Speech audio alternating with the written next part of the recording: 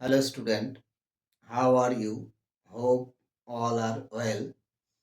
তো আমরা আজকে বিগত বছরের এনটিপিসি 2025 সিবিটি ওয়ানের যে ম্যাথের কোশ্চেনগুলো এসেছিল সেগুলো নিয়ে আলোচনা করব। তো চলো ভিডিওটি শুরু করি।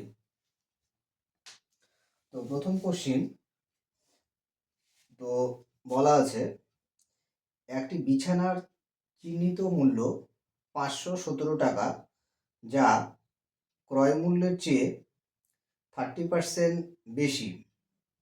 যদি লাভের শতাংশ 2% হয় তো ছাড়ের শতাংশ নির্ণয় করো। তো এক্ষেত্রে দেখো 517 যে সংখ্যাটা দেওয়া আছে চিহ্নিত মূল্য দেওয়া আছে, তাহলে দেখো কিভাবে করছি। এমপি আমাদের দেওয়া আছে 517, ঠিক আছে। এবার যা ক্রয় মূল্যের থেকে 30% বেশি, এইবার তো আমরা যদি ধরে নেই সিপিটা আমরা ধরো 100 টাকা ধরে নিলাম, ঠিক আছে। তো এবার সিপি 100 টাকা, তাহলে আমাদের ধার্য মূল্য আর 2% লাভ হয়। তো লাভ তাহলে আমাদের কত হচ্ছে, 2% যদি লাভ হয়, প্রফিট পার্সেন্ট হচ্ছে এখানে দেখো প্রফিট পার্সেন্টেজ কত দেওয়া আছে 2%। তাহলে এক্ষেত্রে আমরা কি পাবো, 100 টাকার জিনিস 2% প্রফিটে যদি বিক্রি করে তাহলে এসপি আমাদের কত হবে, এসপি আমাদের হবে 102, কোনো অসুবিধা নেই। এইবার কোশ্চেনে যে শর্তটা দেওয়া আছে যে ধার্য মূল্য এই 517, এই টাকাটা ক্রয় মূল্যের থেকে 30% বেশি। এবার ক্রয় মূল্যই আমরা ধরে নিয়েছি 100 টাকা, তাহলে এক্ষেত্রে আমরা কি লিখতে পারি, এক্ষেত্রে আমরা লিখতে পারি এমপি, অর্থাৎ ধার্য মূল্যটা এই 100 টাকার থেকে কত টাকা বেশি হবে, 30 টাকা বেশি হবে। তাহলে ধার্য মূল্যটা আমাদের হয়ে যাচ্ছে 130 টাকা। দেখো আমাদের এবার ছাড়ের শতাংশ বের করতে গেলে কি কি লাগবে, ছাড়ের পার্সেন্টেজ বের করতে গেলে আমাদের লাগবে এমপি লাগবে, এসপি লাগবে। তো আমরা এই ক্রয় মূল্যের সাপেক্ষে আমরা কি পেয়ে গেলাম, এমপি আর এসপি পেয়ে গেলাম, বিক্রয় মূল্য পেয়ে গেলাম। তো আমাদের কিন্তু এই সংখ্যাটা, এই যে সংখ্যাটা, এটা কিন্তু না ইউজ করে আমরা অঙ্কটা করতে পারবো। এইটা হচ্ছে স্টুডেন্টকে বিভ্রান্তি করার জন্য সংখ্যাটা দিয়েছে, এটা আরো বড় সংখ্যা দিতে পারতো, তাও আমরা এই দুটোর উপর বেস করে আমরা ধার্য মূল্য বের করতে পারবো। তো দেখো, তো 130 টাকার জিনিস বিক্রি করলাম কত টাকায়, 102 টাকায়, তাহলে 102 টাকা। তাহলে এক্ষেত্রে আমাদের হচ্ছে ডিসকাউন্ট কত হবে, ডিসকাউন্ট তাহলে এমপি থেকে এসপি আমরা বাদ দিব, বাদ দিলে এখানে কত পাচ্ছি 28 টাকা, 28 টাকা। তাহলে আমাদের হচ্ছে ডিসকাউন্ট হচ্ছে। এবার হচ্ছে ডিসকাউন্ট পার্সেন্টেজ কত হবে। তো দেখো ডিসকাউন্ট পার্সেন্টেজ আমাদের কি করতে হয়, নিয়ম কি, ছাড় বাই মোট ধার্য মূল্য। তো ডিসকাউন্ট এখানে কত দিয়েছে, 28 টাকা ডিসকাউন্ট দিয়েছে, কত টাকার উপর, 130 টাকার উপর। তাহলে নিচে 130, এবার পার্সেন্টেজের জন্য অলওয়েজ 100 দিয়ে গুণ করতে হয়। তো এই জিরো জিরো কাটা গেল। এবার এখানে দেখো, এখানে তো আর কাটাকাটি সম্ভব না, এখানে তাহলে আমাদের হচ্ছে কত 28, 280 বাই 13। তো 280-কে যদি আমরা 13 দিয়ে ডিভাইড করি, তাহলে আমি এখানে করছি দেখো, 13 দিয়ে 280-কে ডিভাইড করলে 280। তো প্রথমে হচ্ছে দুবার যাবে, দুবার গেলে 26, দুবার গেলে 26। তাহলে এখানে বিয়োগ করলে কত হচ্ছে 2, আর এদিকে 0। তারপরে কতবার যাবে, একবার যাবে, একবার গেল, তাহলে এখানে 13, তাহলে 13। তো বিয়োগ করলে কত হবে, বিয়োগ করলে হচ্ছে আমাদের 7। আচ্ছা, পয়েন্ট দিয়ে এবার যেহেতু দশমিক দিয়ে অঙ্ক অপশনগুলো দেওয়া আছে, তাহলে দশমিক দিয়ে থাকলে আমরা পয়েন্টের জন্য 0 পাবো। এবার হচ্ছে 5 বার যাবে, 5 13 65। তো এক্ষেত্রে অপশানটা একটু খেয়াল করো, একমাত্র 1 নম্বর অপশানে 21.54 রয়েছে, 21.54। তো 5 বার তো যাচ্ছে, তারপরে সামথিং কিছু যাবে, তো আমাদের গোটা হিসেবটা করার দরকার নেই। এইটুকুন থেকে আমরা অপশান থেকে আমরা বলতে পারবো যে সঠিক আনসারটা হবে আমাদের 21.54। এটা আসন্ন মানে বেরোবে, তো দরকার অপশানের সঙ্গে মিলে গেছে আর এটাই হচ্ছে হিসেবে, তাহলে আমাদের এটা সঠিক আনসার। তাহলে সঠিক আনসার হয়ে গেল 1 নম্বর অপশানটা। তো আশা করি বুঝতে পারলে। তো এক্ষেত্রে আমাদের এই এমপিটা ধরে অঙ্ক যদি আমরা করতাম, তাহলে কিন্তু ক্যালকুলেশন আরো জটিল হতো। তো এই অঙ্কটা একটা ইম্পর্টেন্ট অঙ্ক ছিল। তো নেক্সট অঙ্ক, বরুণ এবং আশিস একসাথে 3 দিনে একটি হল রং করতে পারে। ঠিক আছে, বরুণ 7 দিনে এটি রং করতে পারে, আশিস একা এমন 4টি হল রং করতে কত দিনে হচ্ছে রং করবে। তাহলে এরকম 4টি হল ঘর রং করবে কে? বরুণ। তাহলে তার কতদিন লাগবে? তো কিভাবে করব দেখো, দুজনে মিলে হচ্ছে 3 দিনে করে। তো বরুণ আর আশিস, তাহলে বরুণ আর আশিস বরুণ আশিস একদিনে কত করবে? একদিনে 1/3 করবে। ঠিক আছে, এইবার বরুণ কত দিনে করতে পারে? 7 দিনে করতে পারে। তো বরুণ একদিনে কত অংশ করবে? একদিনে করবে 7 দিনে 1 অংশ করে, তাহলে একদিনে করবে 1/7। তো এবার এই দুটো যদি আমরা বিয়োগ করি, তাহলে কি পাবো? এই দুটো বিয়োগ করলে আমাদের হচ্ছে বি কাটা যাবে, তাহলে এর কাজটা, এর একদিনের কাজ পেয়ে যাবো। এর একদিনের কাজ তাহলে এই দুটো বিয়োগ করতে হবে, তাহলে 1/3 মাইনাস 1/7। তো এটা বিয়োগ করলে কত হচ্ছে? 21 লসাগু, তাহলে এখানে যে বিয়োগ করলে এটা 4 হবে একবারে। এই হলো। তো এইবার এক্ষেত্রে দেখো, তাহলে আশিস একদিনে কতখানি কাজ করছে? আশিস একদিনে 4/21 অংশ কাজ করছে। এবার তাহলে একটা হল ঘর রং করতে তার সময় কত লাগবে? তো এক্ষেত্রে একদিনের যে কাজের পরিমাণটা হয় তার অনন্যক করলে আমরা টাইমটা পেয়ে যাই। তাহলে এক্ষেত্রে আমাদের টাইমটা কি হচ্ছে? একটা হল ঘর রং করতে টাইম লাগে, একটা হল ঘরের জন্য টাইম কত লাগে? তাহলে টাইম লাগবে, এখানে হচ্ছে টাইম কত? এর অনন্যক, তাহলে 21/4। এবার কটা হল ঘর রং করবে? 4টা হল ঘর রং করবে, তাহলে 4টার জন্য সময় লাগবে, তাহলে এখানে 4 দিয়ে গুণ হয়ে যাবে, তাহলে 21/4 ইন্টু 4, তাহলে এটা কত হচ্ছে? 21। তাহলে আমাদের সঠিক আনসারটা হবে 21। তাহলে আশিস হচ্ছে ওই 4টি এরকম 4টি হল ঘর রং করতে 21 দিন সময় লাগবে। তাহলে এক্ষেত্রে সঠিক আনসারটা আমাদের অপশন 2। তো আমি দেখো তোমাদের অঙ্কটা একটু ইন ডিটেলসে করাচ্ছি, যাতে যারা নতুন কম্পিটিটিভ পরীক্ষার জন্য প্রিপারেশন নিচ্ছে তারাও যেন এক চান্সে দেখে বুঝতে পারে, তার জন্য আমি একটু ইন ডিটেলস করাচ্ছি। আর যারা অলরেডি পরীক্ষার প্রিপারেশন নিচ্ছ তাদের ক্ষেত্রেও তাদের ক্ষেত্রেও এটা সুবিধা হবে, একটু কনসেপ্টটা আরো ভালোভাবে তৈরি হবে। তো ঠিক আছে, নেক্সট কোশ্চেন, নীতি সংক্রান্ত আর একটি কোশ্চেন, দুটি সম্পূরক মধ্যে বৃহত্তর কোণটি ক্ষুদ্রতর কোণটির চেয়ে 28 বেশি, তাহলে ছোট কোণটি কত? তাহলে বড় কোণটা ছোট কোণের চেয়ে 28 বেশি, তাহলে আমরা ছোট কোণটা যদি ধরে নেই x, তাহলে ছোট কোণটা যদি x ধরে নেই, তাহলে বড় কোণটা কত হবে?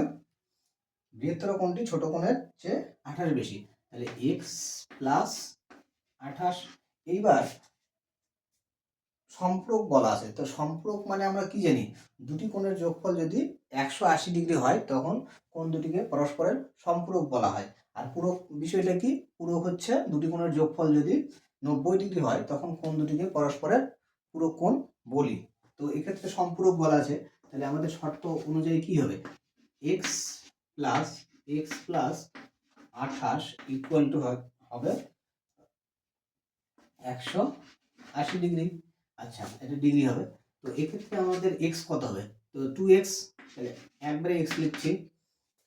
এবার দেখো 2x, আর এক্ষেত্রে তাহলে 28 ওখান থেকে 180 থেকে বিয়োগ করব, 180 থেকে 28 বিয়োগ করলে কত হবে, বিয়োগ করলে হচ্ছে আমাদের 2, তাহলে থাকলো 1, 3 মানে এটা হচ্ছে 15 এটা।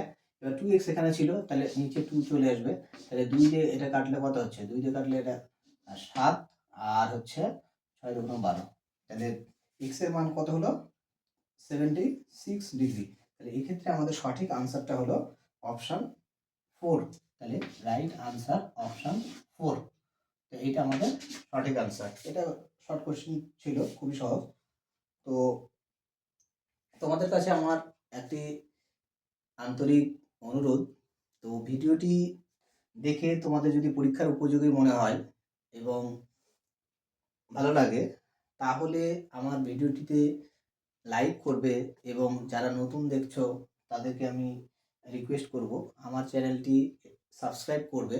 এরকম প্রতিদিন বিভিন্ন গুরুত্বপূর্ণ অঙ্ক, যেগুলো বিভিন্ন সরকারি পরীক্ষায় আসে, কিভাবে অতি সহজে কনসেপ্ট এবং ট্রিকের সাহায্যে কিভাবে করা যায় তা শেখার জন্য।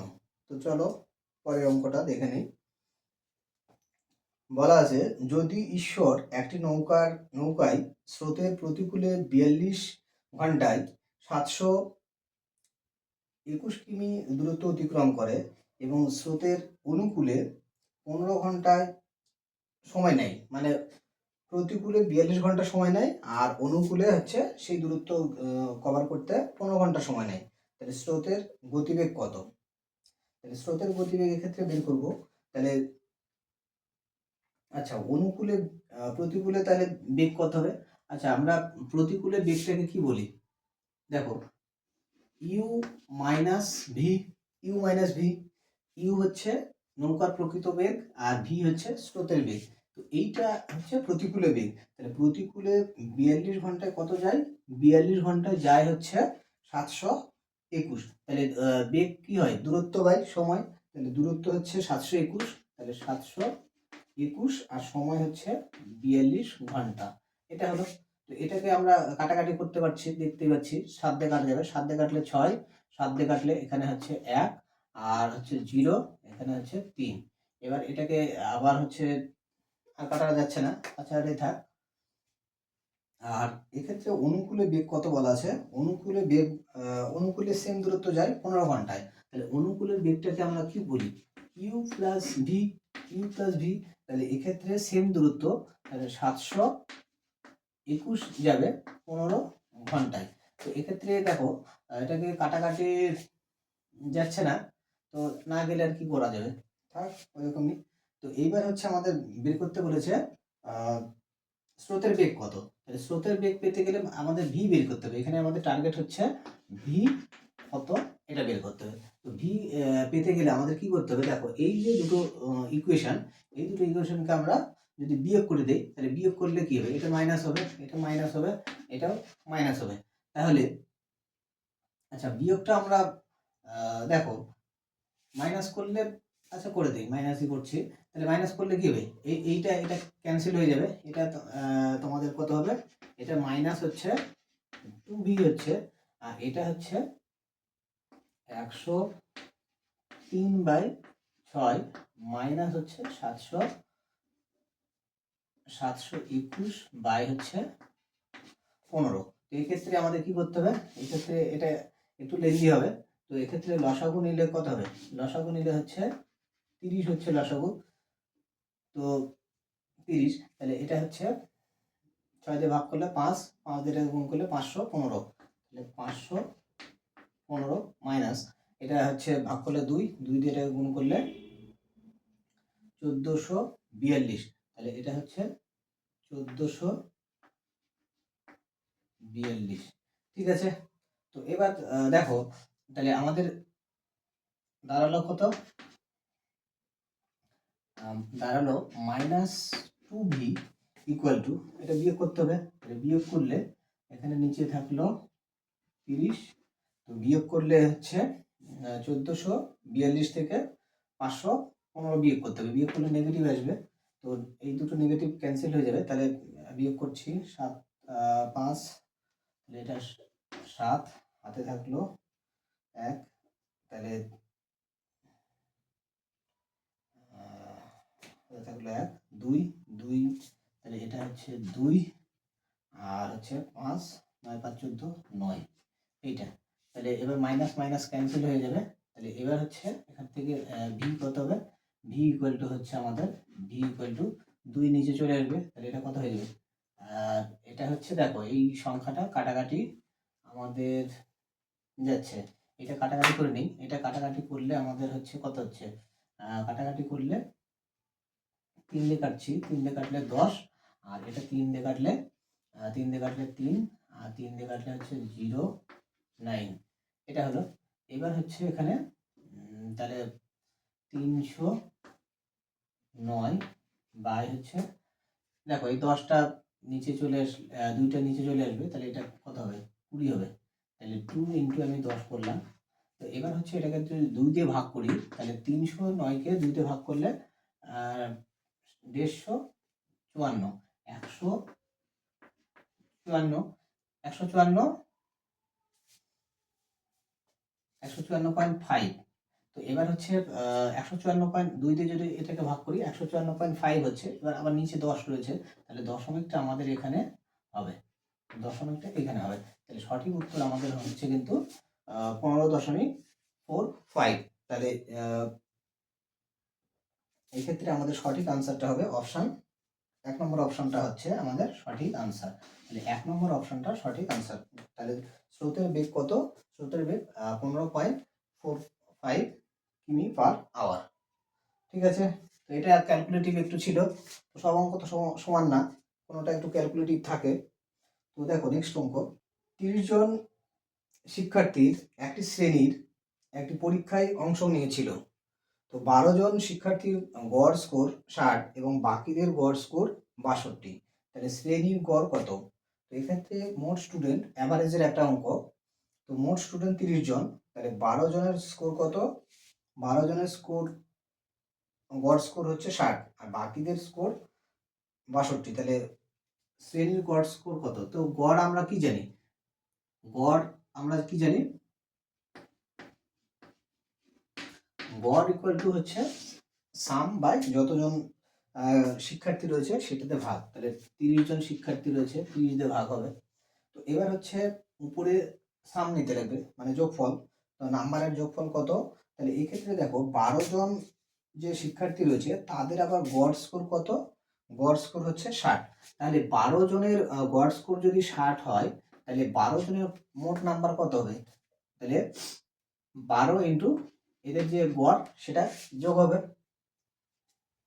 প্লাস এবার হচ্ছে 30 জনের মধ্যে 12 জন তো শিক্ষার্থী এখানে নিয়ে নিলাম, তাহলে বাকি থাকলো কতজন, বাকি থাকলো হচ্ছে 18 জন, 18 জন শিক্ষার্থীর এখানে গড় এটাও দেওয়া আছে কত, 62, তাহলে এটা দেওয়া আছে 62, তাহলে এই রেজাল্টটা আমাদের বের করতে হবে, তো কি করব দেখো, এটা হচ্ছে সহজেই করা যাবে, 3 দিয়ে কাটো, 3 দিয়ে কাটলে এটা হচ্ছে 10, আর এক্ষেত্রে 3 দিয়ে কাটলে এটা হচ্ছে 4, 3 দিয়ে কাটলে এটা হচ্ছে 6, আর তাহলে এখানে 10 থাকলো, ঠিক আছে 10 থাক, আমরা বাকিটা হিসাব করবো না, তো এবার এটা গুণ করলে কত হচ্ছে, গুণ করলে 424, 240 প্লাস এটা 6 দিয়ে গুণ করলে 6 দিয়ে গুণ করলে 6 দিয়ে গুণ 12, 636 আর 37, নিচে 10 থাকলো, তো দেখো এক্ষেত্রে 3 দিয়ে কাটাকাটি করলে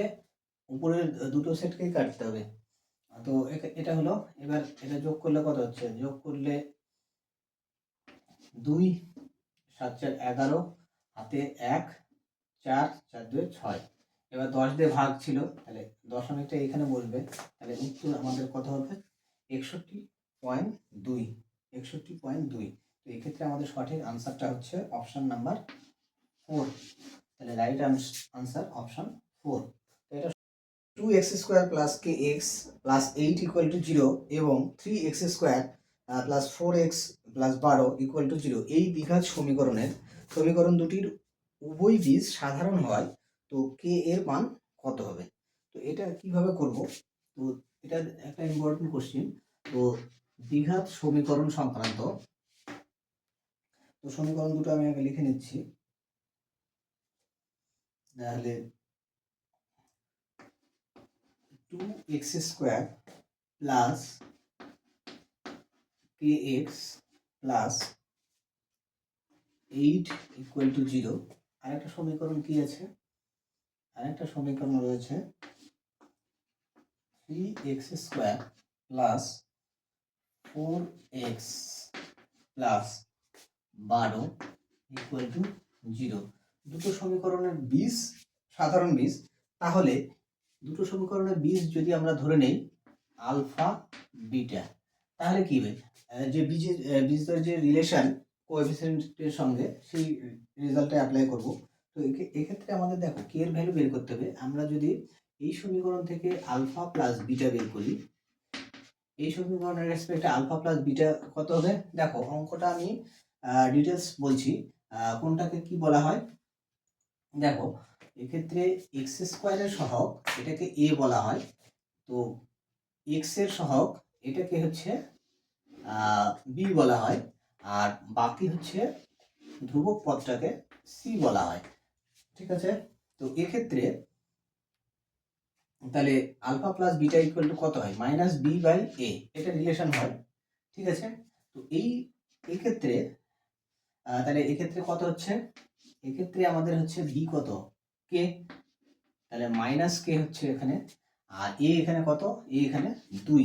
সিমিলারলি এই সমীকরণের ক্ষেত্রে আমাদের কি হবে? আলফা প্লাস বিটা যদি আমরা বের করি, আলফা প্লাস বিটা, এক্ষেত্রে দেখো আমি আর গোটাটা লিখলাম না। এক্ষেত্রে হচ্ছে বি হচ্ছে আমাদের 4 আর এ হচ্ছে এখানে 3। তাহলে এই দুটো রেজাল্ট কি হবে? সমান হবে। একই সমীকরণ, দুটো সমীকরণের বীজ সেম, তাহলে কি হবে? আলফা প্লাস বিটা এটা হচ্ছে, এখানেও আলফা প্লাস বিটা সেম হবে। তাহলে এক্ষেত্রে আমাদের শর্তটা কি হবে? দেখো শর্তটা হচ্ছে আমাদের minus k by 2 equal to হচ্ছে 4/3। তাহলে এক্ষেত্রে আমাদের কে এর মান কত হবে? তো কে ইকুয়াল টু দাঁড়াবে, কে ইকুয়াল টু এই 2 উপরে চলে গেলে 8 আর নিচে চলে আসছে 3, এখানে একটা মাইনাস হবে। তাহলে কি ইকুয়াল টু হচ্ছে মাইনাস, আচ্ছা মাইনাস